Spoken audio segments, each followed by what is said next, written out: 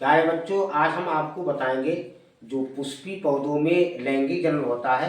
Board परीक्षा यानी 2025 में जो क्वेश्चन आएंगे उनके बारे में हम आपको बताएंगे।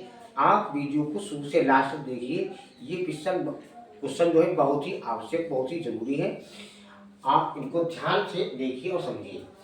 पहला प्रश्न है, पुष्प के सभी अवयव किस भाग पर टिके रहते हैं। जो पुष्प होता है, फूल होता है, उसके कई भाग होते हैं। एक दल होता है, बाहरी दल होता है, पुमंग होता है और क्या नाम जायांग होता है। बहुत सारे भाग होते हैं। तो ये सारे भाग किसके ऊपर टिके होते हैं, यानी सारे अवयव किस पर लगे होते हैं। तो ये सारे भाग जो पुष्प के बाहर फूला हुआ भाग होता है उसको हम पुष्पासन बोलते हैं। तो पुष्प के सारे अवयव, सारे भाग पुष्पासन पर टिके रहते हैं, उस पर लगे रहते हैं। दूसरा प्रश्न है, युग्मक और जो नर युग्मक बीज की प्रथम कोशिका, जो नर युग्मक बीज होता है उसकी पहली कोशिका। तो नर में लघुबीजाणु बनते हैं और मादा में गुरु बीजाणु, यानी जो मादा में बनते हैं उसको अंडाणु होते हैं, उनको हम गुरु यानी बड़े होते हैं, गुरु माने बड़े, तो वो गुरु बीजाणु बोलते हैं। तो जो नर युग्मक की पहली कोशिका होती है वो लघु बीजाणु और मादा युग्मक की पहली कोशिका यानी प्रथम कोशिका गुरु बीजाणु होती है। तीसरा है, टेपिटम कहाँ होता है, यानी टेपिटम। तो टेपिटम जो होता है वो सबसे आंतरिक परत होती है लघु बीजांड की, यानी जो पराग कोश होता है उसकी जो दीवार होती है, जो बीजांड जन्य कोशिकाएं होती है उनके मध्य में ये टेपिटम होता है। इसका कार्य होता है जीव को पोषण प्रदान करना और ऑक्सीजन प्रदान करना। चौथा है, दो आवासीय फलों के नाम, यानी दो आवासीय फल जैसे सेब, नाशपाती, स्ट्रॉबेरी या आभासी फल। आभासी फल उनको कहते हैं क्योंकि फल जो होता है वो पुष्प का जो अंडाशय होता है, जो फूला हुआ भाग होता है उससे फल बनते हैं। लेकिन जो आवासीय फल होते हैं वो अंडाशय से न बन करके पुष्पासन से, बाहरी तल से बनते हैं, इसीलिए उनको आवासीय फल कहते हैं। सेब, नाशपाती, स्ट्रॉबेरी आवासीय फल हैं। तो आवासीय फल दो पूछ रहे हैं तो आप ये तीन है, कोई से भी दो ले लेना।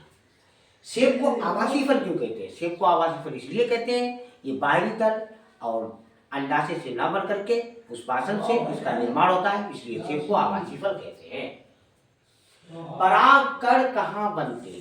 परागकण कहाँ बनते हैं? तो जो पुष्प का जो नरभाग होता है वो पुंकोसा, उसका ऊपर वाला फूला हुआ भाग उसको हम परागकोश बोलते हैं, उसी के अंदर परागकण बनते हैं। तो परागकणों का निर्माण यानी परागकोश के अंदर होता है। यानी परागकण कहाँ बनते हैं? तो परागकण परागकोश के अंदर बनते हैं।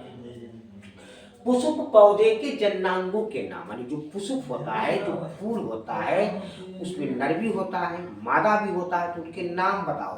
तो पुष्प के जो जन्नांग यानी जो पुष्प का जो नर भाग होता है उसको पुमंग बोलते हैं। जो मादा भाग होता है उसको हम स्त्री केसर या जायांग बोलते हैं। तो पुष्प के जन्नांग यानी पुमंग और जायांग और या उसको स्त्री केसर बोलते हैं। जलीय परागित दो पौधों के नाम, यानी वायु परागण, जल परागण, कीट परागण। तो जो वायु द्वारा होता है, जो जो जली द्वारा होते हैं, जल में जो जिनमें परागण होता है उन पौधों के नाम बताइए तो जिनके अंदर जल के अंदर होता है। तो वेलसेलेरा और जोस्टेरा ये ऐसे पौधे हैं जिनमें जल के अंदर, ये जल के अंदर परागित होते हैं।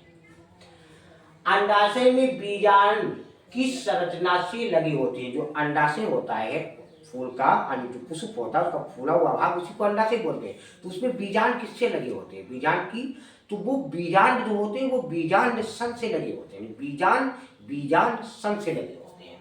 यानी अंडाशय में बीजांड किस संरचना से लगे होते हैं? तो बीजांड सन से लगे होते हैं। पुष्प में दल का क्या कार्य है? यानी दल जो कई रंग के होते हैं, अलग अलग रंग के होते हैं, पीला, लाल, हरा। तो दलों का अलग अलग अपना कलर होता है, लेकिन बाहरी दल सदैव हरे रंग का होता है। तो दलों का कार्य क्या है?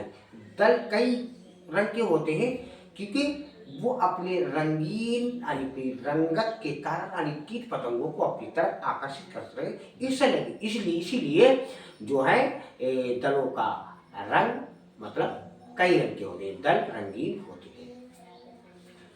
दो आवासीय फलों के नाम, अभी हमने आपको बताया कि सेब और नाशपाती ये दो आवासीय फल हैं।